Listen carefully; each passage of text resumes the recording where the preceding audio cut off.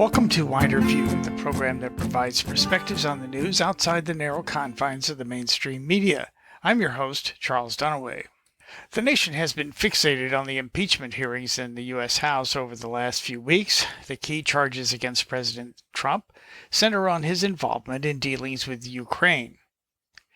And I want to avoid arguments for and against impeachment here, since I'm sure we've all heard more than enough of those.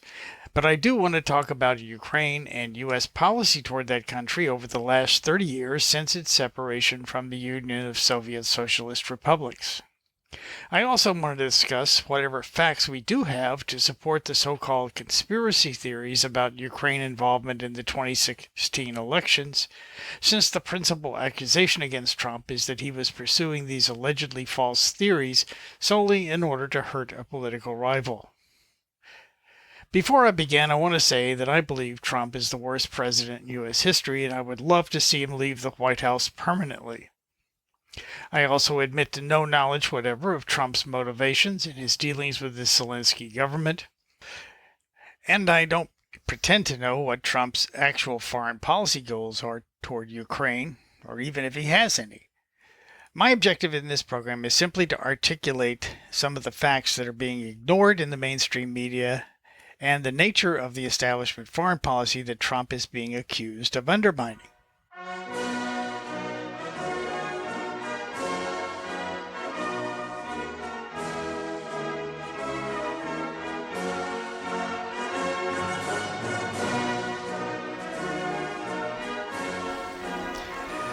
So let's start with the breakup of the Soviet Union. Between the destruction of the Berlin Wall in November 1989 and the formal dissolution of the Soviet Union in December 1991, the Parliament of the Ukraine Soviet Socialist Republic adopted an Act of Independence in August 1991, and that year also marked the beginning of U.S. attempts to influence the Ukraine government, specifically to bring it into the US-EU-NATO orbit and to put U.S. troops and missiles in Ukraine to threaten Russia. Corruption was a central feature of Ukrainian government from the very beginning. Both the first president, Leonid Kravchuk, and the second, Leonid Kuchma, were criticized for corruption. This is hardly surprising. Ukraine, like the other post-Soviet republics, transitioned very rapidly from a state-run communist economy to free market capitalism. There was a lot of money to be made, and some people became billionaires almost overnight, while the rest had to struggle or commit crimes to stay alive. In 2004, Viktor Yanukovych was declared the winner of the presidential elections. And I'll let Oliver Stone's film Ukraine on Fire pick up the story from there. The people's growing discontent made Ukraine more vulnerable to outside forces, and a new kind of warfare was launched, one not known before, the color revolutions. Demonstrators clashed with police, hundreds of thousands protesting the results of the election and calling for a new vote. In 2004, crowds of people descended upon Kiev, marking the start of the Orange Revolution. At that time, Ukraine became once again a battlefield of two forces, the Russian and Western governments. The culmination of this conflict took place during the presidential elections in November of 2004. The two major candidates, Western-backed Viktor Yushchenko and Russian-leaning Viktor Yanukovych, almost equally shared the votes of Ukrainians. By the way, calling Viktor Yushchenko Western-backed is not an exaggeration. His wife, Katerina Yushchenko, is a former U.S. State Department official and worked in the White House during the Reagan administration. By the announced result, Viktor Yushchenko lost to Viktor Yanukovych, but thousands of people didn't agree with it, and they came to the central square of Kiev on the 22nd of November. The situation received wide news coverage. The country's election commission ignored reports of fraud, declaring Kremlin-backed Viktor Yanukovych the winner. International politicians, such as former General Secretary of NATO, Javier Solana, became frequent guests in Kiev, initiating negotiations between parties. The results of the negotiations, however, were often reached only on paper. Thus, Yushchenko never told the supporters to stop blocking government buildings in central Kiev. Therefore, these non-violent and very orange protests lasted for a month, during which time the previous election results were annulled, marred by massive corruption, and new elections were announced. An important nuance: just 3 months before, Viktor Yushchenko became a victim to a mysterious and still unsolved poisoning. But it didn't prevent him from winning in the new election. Though, as we shall soon see, there was much more than just the people's will that led to this victory. This peaceful revolution and its leader were warmly welcomed by the international community. The Orange Revolution was not just a spontaneous rebellion. Here's then Assistant Secretary of State Victoria Nuland speaking to the U.S.-Ukraine Foundation in December 2013. Since Ukraine's independence in 1991, the United States has supported Ukrainians as they build democratic skills and institutions, as they promote civic participation and good governance, all of which are preconditions for Ukraine to achieve its European aspirations. We've invested over $5 billion to assist Ukraine in these and other goals that will ensure a secure and prosperous and democratic Ukraine. A little translation is in order here. When the U.S. talks about democracy building, they mean working to bring a nation into the U.S.-NATO orbit. Why did the U.S. spend $5 billion to get control of Ukraine? Not because of any great concern for the Ukrainian people, human rights, or democracy. The U.S. wants Ukraine because of its location. It has a long border with Russia. Moscow is only 300 miles away from the border, and NATO missiles in Ukraine could pose an existential threat to Russia's capital city. Bringing Ukraine into the U.S.-led empire is part of the new Cold War, the U.S. strategy to eliminate all potential rivals throughout the world. The fact that it could also cause a nuclear war, not a consideration. So back to our story. Yushchenko was a failure as the president of Ukraine, and in 2010, Viktor Yanukovych was elected again, and this time the results weren't challenged. But by 2014, the color revolution was revisited when Yanukovych seemed ready to turn down an economic pact with the EU in order to take a much better deal offered by Russia. Here's British politician and broadcast personality George Galloway reflecting on the situation in the streets of Kiev in an interview in March 2014. The West must be wondering, at least if they have any sense, just what kind of a Frankenstein monster have they created in Ukraine when they encouraged and funded $50 a head per day the people who overthrew the elected government, destroyed the constitution, set fire to the government buildings, killed policemen. That must have all looked rather thrilling in Western chanceries. A Jewish leader was severely beaten in Kiev just yesterday by the openly anti-Semitic, pro-Nazi forces that the West has been backing. But that's because most of their population are not paying attention. Galloway was also asked about the Crimean referendum, which was then underway.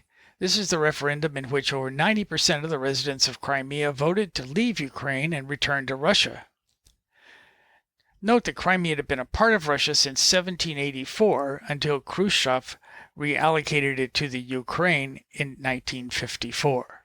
Well, you know, when you destroy the constitution, as these coup forces did in Kiev, when you destroy the presidency, destroy the buildings even of the presidency, when you have what you call a revolution and others call a coup, all bets are off.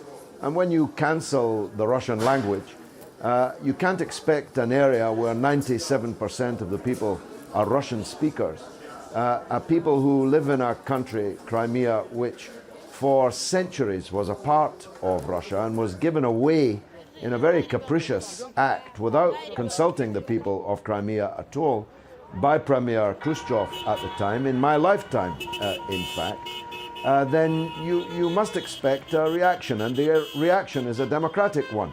The parliament voted overwhelmingly to hold a referendum. The people appear to be voting overwhelmingly in the referendum, and everyone should respect that result.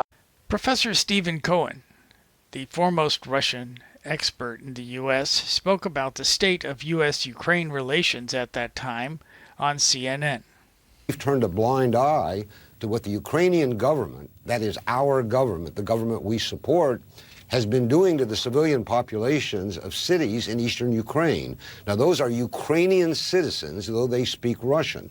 Nobody in the United States, not the American government, not the American media, is objecting to the hundreds, if not thousands, of civilian women and children being killed by the Ukrainian army. And by the way, there's a humanitarian catastrophe, but there's at least 200,000 refugees on the move to avoid this war. We are deep in a new Cold War, and it's getting harder and harder to get out of it. The likelihood, particularly if new sanctions are applied, and it's very hard to remove sanctions, that this Cold War will now affect the next generation. How close are we to actual war? Here is the scenario. Any Russian leader must protect eastern Ukraine, must protect it from this bombardment. If Putin sends weapons or aircraft to do it, NATO may enter western Ukraine, either on the ground or in the air. That would be done the Cuban Missile Crisis, and all bets would be off. This is the most serious crisis, international crisis, since the Cuban Missile Crisis, and we're in a fog of war. We're getting misinformation from Moscow, from Kiev, from Washington. The Euromaidan protests began on November 21st, 2013. On December 11th, Victoria Nuland and her staff came to Maidan Square in Kiev and passed out cookies to the protesters and showed the support of the U.S. government. 4 days later, Senator John McCain and Christopher Murphy, Democrat of Connecticut, came to the square to express their support for the cause. On January 28th of 2014, Victoria Nuland called the U.S. Ambassador Jeffrey Pyatt, and they discussed their choices to lead a post-coup government. On February 4th, Vice President Joe Biden called President Yanukovych, urging him to remove the riot police and release detainees. And 3 days later, Victoria Nuland told a press conference in Kiev that the U.S. was ready to provide support if Ukraine capitulated to the U.S. demands. The coup overthrew the democratically elected government of Yanukovych on February 23rd. I'm providing this background so you'll realize that although all the Foreign Service officers and experts testifying in the impeachment trial support current U.S. policy and the mythology behind it, that policy is dangerous and the basis for it is not factual. Foreign Service officers are charged with carrying out the policy of the government, and the group that has testified over the last 2 weeks have been doing their jobs well.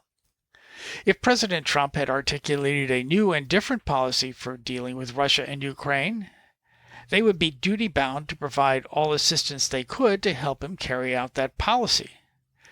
But of course, Trump hasn't been that clear on what his policy is. Let's move on to the other key matter of concern in the impeachment hearings, the matter of Joe and Hunter Biden. The media uniformly designates the matter of the Bidens and their relationship to Burisma Holdings and its owner, Mykola Zlochevsky, as an unproven conspiracy theory. But unfortunately, a timeline of events has been constructed by reputable sources on the internet, and it's quite interesting. A link to those articles are going to be placed in the show notes at widerviewradio.podbean.com so you can follow along. By early March of 2014, just days after the coup, Great Britain was opening an investigation into Mykola Zlochevsky, the owner of Burisma Holdings, an energy exploration and production company. Later that spring, Burisma hired Devon Archer and Hunter Biden as members of its board, and in May 2014, they began receiving monthly checks totaling $166,000 from Burisma. Archer was Hunter Biden's business partner and a former senior advisor to Senator John Kerry. Zlochevsky was put on Ukraine's most wanted list and fled the country late in 2014. In late May, and again in July, Hunter Biden met with the Deputy Secretary of State, Tony Blinken, a former advisor to his father, And on July 31st, Prosecutor General Viktor Shokin issued an arrest warrant for Burisma owner Zlochevsky. Within weeks, key State Department officials Nuland and Pyatt were attacking the Ukraine prosecutor for not doing enough against corruption. And then Joe Biden visited Kiev on December 7th and 8th of 2014 and called for reform of the Prosecutor General's office and withheld the announcement of a $1 billion loan guarantee that was slated for Ukraine. Shokin, however, continued prosecuting his case against Zlochevsky and in February 2016 confiscated several of his properties and his Rolls-Royce Phantom. And on February 12th, Biden called President Poroshenko, and 4 days later Poroshenko announced that he had asked Shokin to resign. The case against Zlochevsky was dropped, and he returned to Ukraine in early 2018, having seen his estimated net worth double within the last year. While there's no smoking gun here, there's enough smoke to be suspicious, and an investigation certainly is warranted. Now, calling this an unfounded accusation seems premature in the absence of a thorough investigation. The other investigation Trump calls for in his famous phone call with Zelensky was into Ukraine meddling in the 2016 election on behalf of Democrats. In the impeachment hearing, Fiona Hill called this a fictional narrative. But is it? So let's just take a quick look at some easily verifiable acts and statements that might be construed to be interference. They would certainly be interference if the Russians did them. We know that for sure. On August 4th, 3 months before the election, the Ukraine ambassador to the United States, Valerie Chalupa, wrote an op-ed for The Hill attacking candidate Donald Trump for statements he made about Crimea and Ukraine, and saying in effect that electing him would, quote, send the wrong message to those who look to the U.S. as a beacon of freedom and democracy. Now, of course, we have to wonder if there is anyone left in the world who still thinks of the U.S. as a beacon of freedom and democracy. But nonetheless, one of the key media sources who blamed Russia for the revelation of the Democratic National Committee's emails was Alexandra Chalupa, the head of opposition research on Russia and Trump for the DNC, and also the founder and the president of the lobby group U.S. United with Ukraine Coalition, which lobbied to increase aid to Ukraine and impose sanctions on Russia. Chalupa was also involved in attacks on Trump campaign manager Paul Manafort, who she opposed due to his ties to the Yanukovych government. That was reported in a Politico article in January 2017 that also said, quote, Ukrainian government officials tried to help Hillary Clinton and undermine Trump by publicly questioning his fitness for office. They also disseminated documents implicating a Trump aide in corruption and suggested they were investigating the matter only to back away after the election. And they helped Clinton's allies research damaging information on Trump and his advisors, end quote. The Nation published an article 2 months ago saying that, quote, Ukraine's role in the 2016 race is undeniable. In the summer of 2016, Kiev's release of the so-called Black Ledger, a handwritten document alleging millions of off-the-books payments to Manafort by the Party of Regions, led by his former client, Viktor Yanukovych, which resulted in Manafort's ouster from the Trump campaign, end quote. The Black Ledger was released by the National Anti-Corruption Bureau of Ukraine, which had the backing and financial support of the FBI.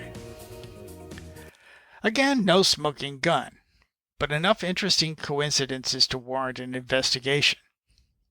You only have to ask yourself if this would be the subject of investigation if Russia had done it rather than Ukraine.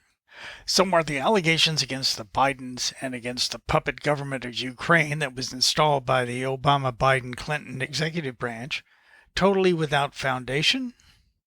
Clearly not. Was Trump seriously interested in these matters because of his deep concern for corruption in Ukraine? Obviously not. But what's missing from this impeachment discussion is a serious questioning of U.S. policy towards Russia and Ukraine over the last 30 years. Do we really want to start another Cold War?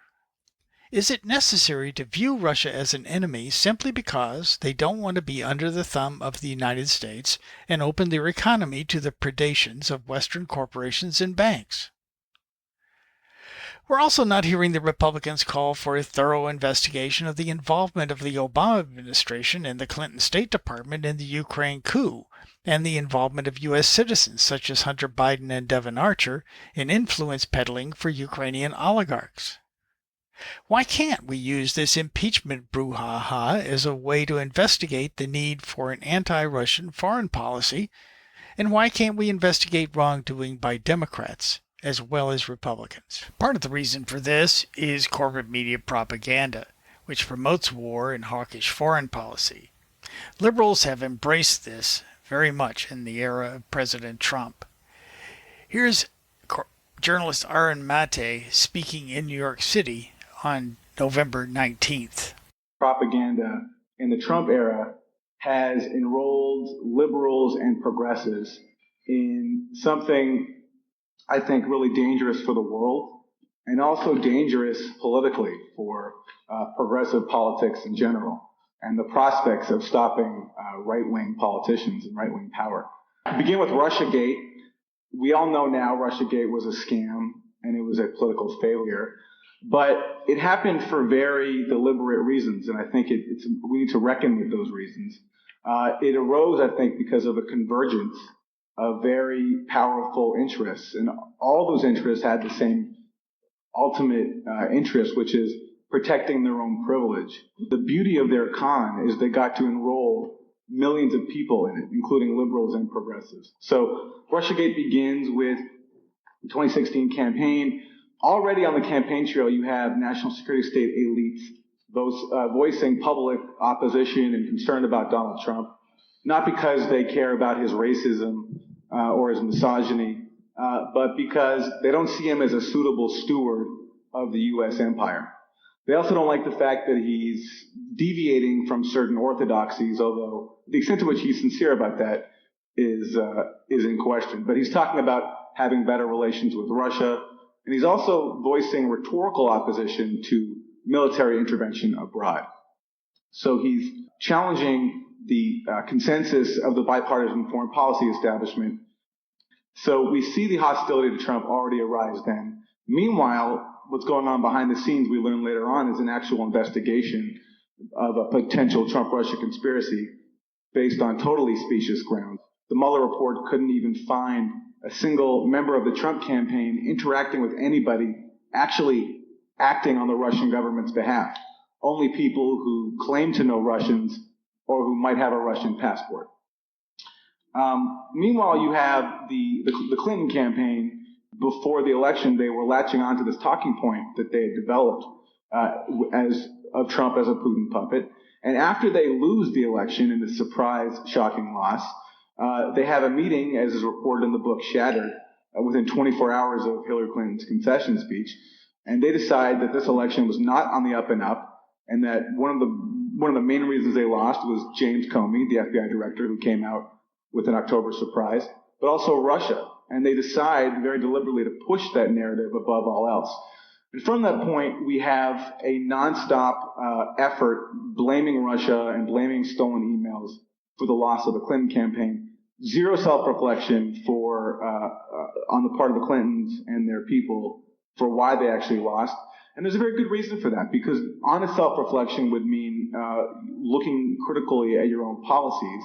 And given the fact that so many people were duped into believing that Trump was a working-class champion who was going to take on the neoliberal establishment, for Democrats to transform and to actually offer a real alternative to Trump and show people why that was a con, that would mean challenging their own privileged role within that system and basically giving up their role as the beneficiaries of the corrupt system that Trump fooled people into thinking he was opposing.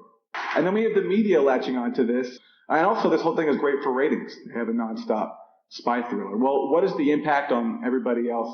Well, the population, after some initial flare-ups of authentic resistance, remember all of us going to the airports to oppose the Muslim ban, the excitement of an actual resistance in the early days of the Trump era. Well, all that gets kicked to the curb, and the general population is reduced to being spectators in an inter-elite battle, where now all of a sudden intelligence officials are our heroes, and Trump is to be opposed not because of anything he's doing to the general population, not because of his record tax heist, the largest upward transfer of wealth in U.S. history with his tax cuts, but because he's not saying mean things about Vladimir Putin. And in public, he's appearing nice to Vladimir Putin.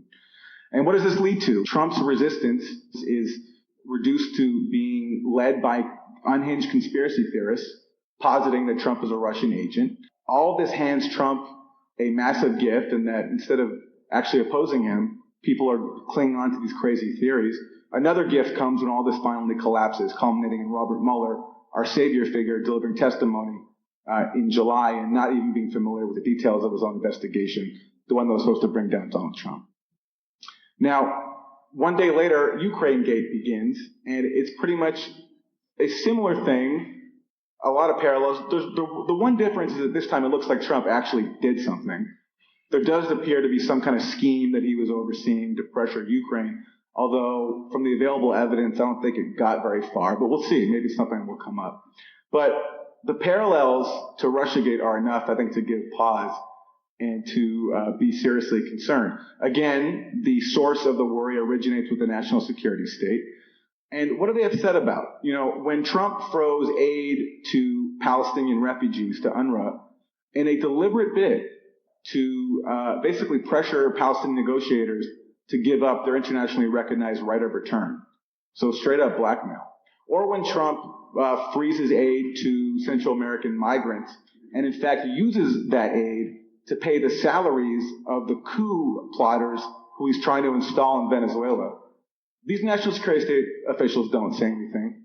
But what did he do here? He froze briefly some money that was used to buy U.S. weapons to give to Ukraine to continue a proxy war that the U.S. basically started back in 2014.